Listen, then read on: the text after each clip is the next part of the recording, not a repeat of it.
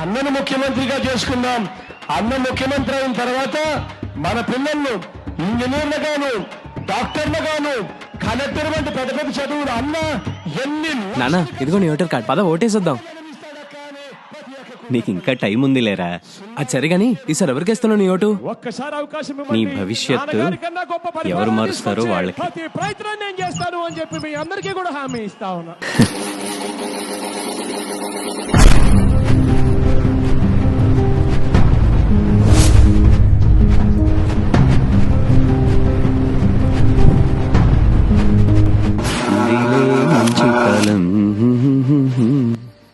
ఏంటమ్మా fan ఆపేసావు? Current bill ఎక్కువ వస్తే నా పెన్షన్ తీసేస్తారంట బాబు. ఏమైంది? కాలింది. ఏమైందన్నా? కాలింది. జాగ్రత్తగా చూసుకోవాలి కదరా. పద.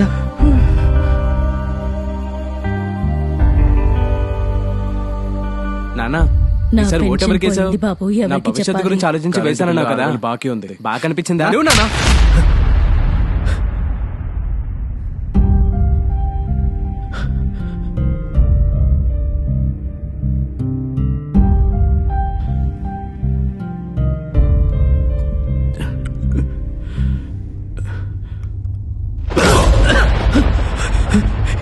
ఏంటి రామారావు, నిద్ర పట్టట్లేదా? ఎవరు నువ్వు? ఇంకా గుర్తుపట్టలే? నేనయ్యా, నీ అంతరాత్మ. ఎందుకు వచ్చావు? మరి నీలాగా తప్పు చేసి మౌనంగా ఉండలేను కదా, అందుకే. నేనేం తప్పు చేశాను? నేనేం తప్పు చేయలేదు. అబ్బచ్చా, నువ్వేం చేయలేదా? నీ ఒక్కడి ఓటు వల్ల లక్షలాది జీవితాలు రోడ్డున పడ్డాయి. నా ఒక్క ఓటు వల్ల అలా ఏం జరగదు. మచ్చుకి నీకు ఉదాహరణ చూపిస్తాను, నువ్వే చూడు.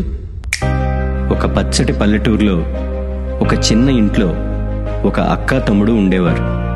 అక్క ఇంజనీర్ చదివి జాబ్ ట్రయల్స్లో ఉంది. తమ్ముడు డిగ్రీ ఫైనల్ ఇయర్ చదువుతున్నాడు. వాళ్ళ ఇంటి పక్కన ప్రభుత్వ భూమి ఒక ఖాళీ స్థలం ఉంది.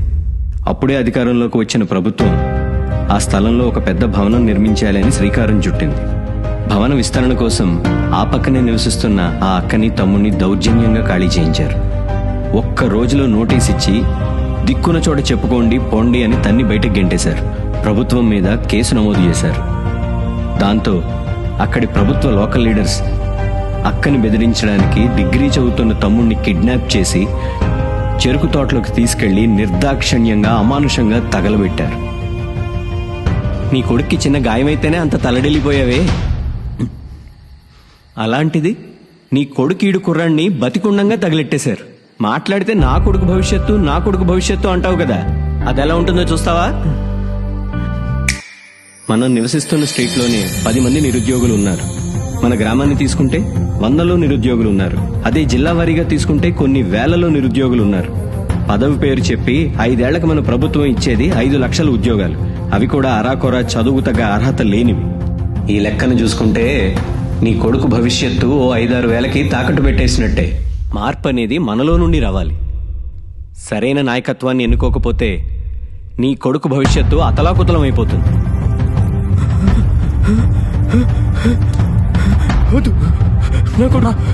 భవిష్యత్తు నాన్న, నాన్న ఏమైంది?